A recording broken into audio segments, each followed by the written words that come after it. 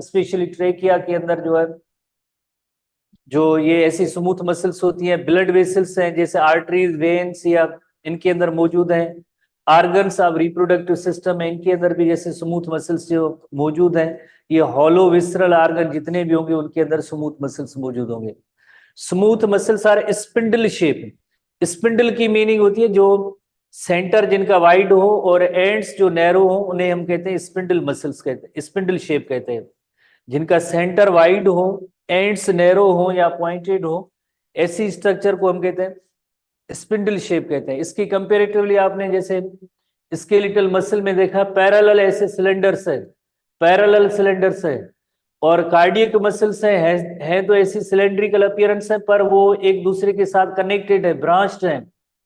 Only muscle है जो branch है, जो कार्डियक मसल है। स्केलेटल मसल में पैरेलल सिलेंडर्स है, और इसी तरह से ये जो मसल्स है, ये इनकी शेप है वो स्पिंडल शेप है, having sales contain single nucleus. आखिर में हम इन सब का एक कंपेरेटिव चार्ट के जरिए पॉइंट टू पॉइंट डिस्कशन है उसके अंदर डिस्कस करेंगे।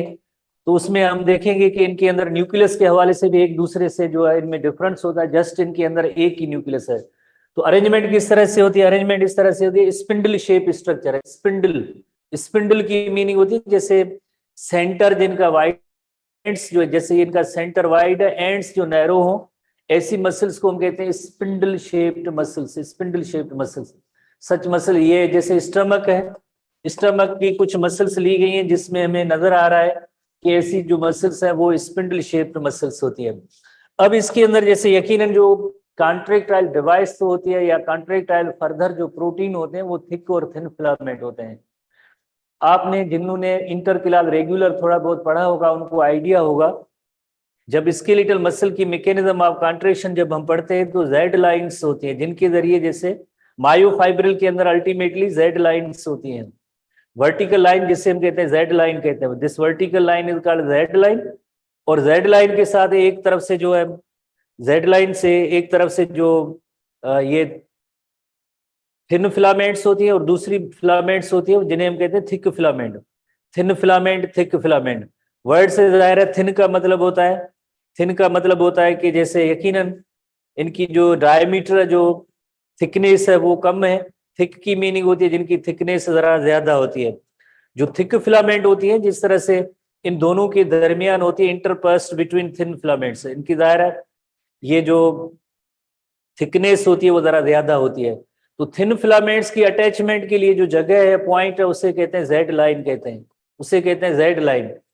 अगर हम इस थिन फिलामेंट, अगर हम इस स्मूथ मसल्स को देखें, उनके अंदर ऐसी जेड लाइन नहीं है, तो हमारे जहन में सवाल पैदा होगा जेड लाइन नहीं है तो ये थिन और थिक फिलामेंट की अरेंजमेंट किस तरह से होगी? जेड लाइन की जगह पे आप एक पॉइंट नोट करेंगे, आपको यकीनन ऐसी डॉट्स जो ये नजर आ रही हैं थिन फिलामेंट्स के अंदर, इन थिन फिलामेंट्स की डॉट को हम कहते हैं डेंस बॉडी कहते हैं। ये सब डेंस बॉडी, जैसे एक डेंस बॉडी और ये दूसरी डेंस आपको नजर आ रहा है, इनके दरमियान जो आपको थिन और थिक फिलामेंट्स नजर आ रही हैं, इनके दरमियान में जैसे आपको ये थिन फिलामेंट है, ये थिन फिलामेंट है, और थिन फिलामेंट है, थिन फिलामेंट है, थिन फिलामेंट है, और दरमियान में क्या है? दरमियान में जो थिक फिलामेंट्स मौजूद हैं, इनके दरमियान इन बिटवीन जो थिक फिलामेंट्स मौजूद है, थिन और थिक फिलामेंट मौजूद है। पर ये किसके साथ अटैच्ड है? डेंस बॉडी के साथ, डेंस बॉडी। और इधर जो स्केलेटल मसल होगी तो उसमें थिन और थिक फिलामेंट कैसे अटैच होंगे एक दूसरे के साथ? जैसे ये एक यूनिट बनता है जिसका नेम होता है सार्कोमियर कहते हैं। ये इस रेड लाइन के दरमियान जो यूनिट होता है उससे हम सार्कोमियर, जो जिन्होंने रेगुलर पढ़ा है उनको पता है, आगे टॉपिक भी होगा। पर जेड लाइन की जगह पे हम यहाँ पे नोट करेंगे इधर होंगी डेंस बॉडीज होंगी, एक बात। दूसरी पॉइंट जो है वो ये है कि जैसे ये एक डेंस बॉडी है, ये दूसरी डेंस बॉडी है, ये भी डेंस बॉडी है, ऐसी काफी डेंस बॉडीज आपको नजर आएंगी। डेंस बॉडीज एक दूसरे के साथ भी कनेक्टेड होती हैं, डेंस बॉडीज एक दूसरे के साथ भी कनेक्टेड होती हैं। किन के जरिए कनेक्टेड होंगी? इनका नेम होता है इंटरमीडिएट फिलामेंट। ये सारी इंटरमीडिएट फिलामेंट्स हैं। इंटरमीडिएट फिलामेंट्स के जरिए, जैसे ये डेंस बॉडी, ये डेंस बॉडी, तो इन दोनों के दरमियान ये जो कनेक्शन है इसका नेम है इंटरमीडिएट फिलामेंट। ये डेंस बॉडी, ये dense body, intermediate filament, dense body, dense body, intermediate filament. पर ये डेंस बॉडी के दरमियान जैसे यूनिट जैसे सार्कोमियर की तरह थिन और थिक फिलामेंट, तो ये थिन और थिक फिलामेंट्स मौजूद हैं। ये अरेंजमेंट होती है इन स्मूथ मसल्स की as compared to skeletal muscle, जिसकी हमने अल्ट्रा स्ट्रक्चर आगे पढ़नी है और पढ़ भी ली है एक बार, जिसके अंदर हमने देखा कि थिन फिलामेंट्स और थिक फिलामेंट्स आपस में एक जैसे यूनिट कॉन्ट्रैक्टाइल यूनिट बनाते हैं, जो basic unit of muscle contraction होता है जिसका नेम है सार्कोमियर। तो बिल्कुल इसी तरह से जो है डेंस बॉडी और इनके दरमियान थिन और थिक फिलामेंट्स की प्रेजेंस होती है, थिन और थिक फिलामेंट्स। बाकी ये जो गैप जंक्शन होते हैं एक दूसरे के साथ जैसे सिग्नल या मैसेजेस को भेजने के लिए, तो हमारे यहाँ फिलहाल इसमें इतना कोई जिक्र नहीं है। कार्डियक मसल में आगे हम गैप जंक्शन को थोड़ा सा डिस्कस करेंगे। तो इस हवाले से आपने ये पॉइंट बहुत ही इंपॉर्टेंट पॉइंट है जो आप नोट करेंगे कि थिन और थिक फिलामेंट होती है पर जेड लाइन नहीं होती है। एक कंपेरेटिव चार्ट भी है, अगर आप आई थिंक 48 पेज होगा, जरा उसको देखेंगे, 48 पेज होगा, उस पर एक कंपेरेटिव चार्ट है जिसमें 3 मसल्स की कंपेरिजन दी गई है 48 पेज पे। 48 पेज पे 3 मसल्स की कंपेरिजन दी गई है, जिसके अंदर आप स्मूथ मसल, कार्डियक मसल और स्केलेटल मसल, तो इनके हवाले से अगर आप देखेंगे कि इनमें क्रॉस ब्रिजेस वगैरह की टाइप की मूवमेंट नहीं होती है। और एक और फीचर है कामोड्यूलिन इन एक्टिन फिलामेंट, आखिरी point, instead of troponin they contain calmodulin in actin filament.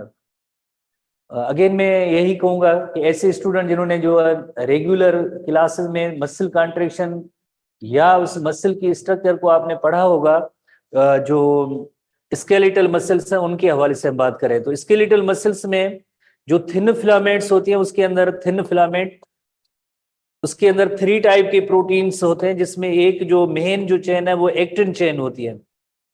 Actin जो फिलामेंट होती है वो मेन फिलामेंट होती है, ट्विस्टेड होती है एक्टिन फिलामेंट, ट्विस्टेड होती है। और इसके साथ साथ एक ट्रोपोमायोसिन भी होता है और ट्रोपोनिन भी होता है। ये 3 जो फाइबर 3 कंपोनेंट्स होते हैं वो मिलके थिन फिलामेंट बनाते हैं।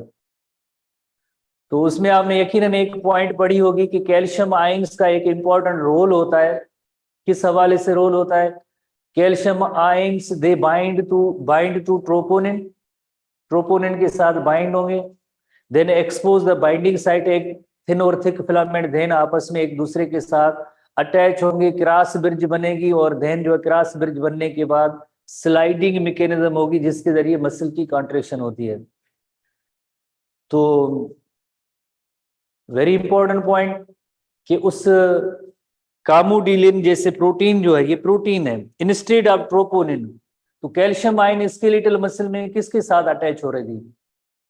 कैल्शियम आयंस जो अटैच होते हैं वो थिन फिलामेंट के ट्रोपोनिन पार्ट के साथ कैल्शियम आयंस जो अटैच हो रहे थे, ट्रोपोनिन के साथ कैल्शियम आयंस जो बाइंड हो रहे थे या अटैच हो रहे थे, किसमें? स्केलेटल मसल में।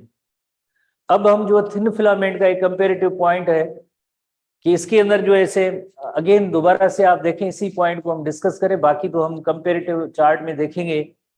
इंस्टेड ऑफ ट्रोपोनिन, यानी दूसरे लफ्जों में हम कहेंगे कि जो थिन ये जो स्मूथ मसल्स हैं इनके अंदर ट्रोपोनिन की जगह पे क्या है?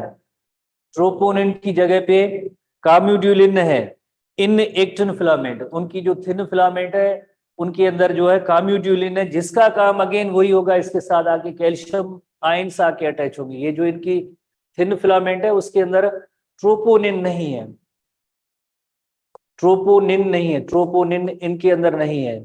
स्केलेटल मसल में जो है थिन फिलामेंट में ट्रोपोनिन होता है, पर स्मूथ मसल की थिन फिलामेंट्स के अंदर ट्रोपोनिन नहीं है।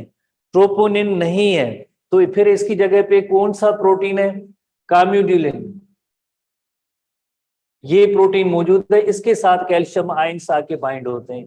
तो यही एक पॉइंट है स्मूथ मसल की जिनको आपने नोट करना है कि instead of troponin they contain calmodulin in actin myofilaments, in actin filament, जिसके साथ आके कैल्शियम बाइंड होगी और देन मैकेनिज्म ऑफ कॉन्ट्रैक्शन होगी। ठीक है ना? तो ये एक मेन पॉइंट है जो इस स्मूथ मसल के हवाले से, बाकी हम कंपेरेटिव चार्ट के अंदर हम डिस्कस करेंगे। ठीक है, कंपेरेटिव चार्ट में। उसके बाद नंबर 2 मसल है जिसे हम कहते हैं कार्डियक मसल। स्मूथ मसल के बाद है कार्डियक मसल। स्मूथ मसल के बाद है कार्डियक मसल। कार्डियो लफ्ज की मीनिंग ये होती है हार्ट होती है।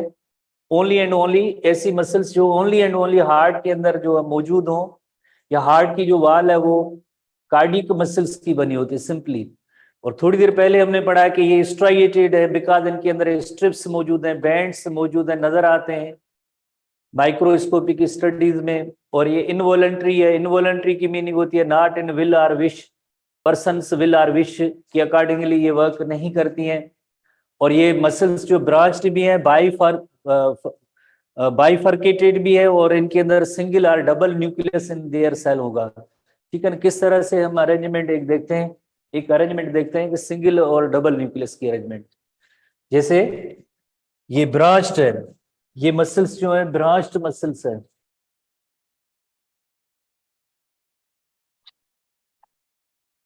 ये मसल्स जो है ब्रांच्ड मसल्स हैं और जिन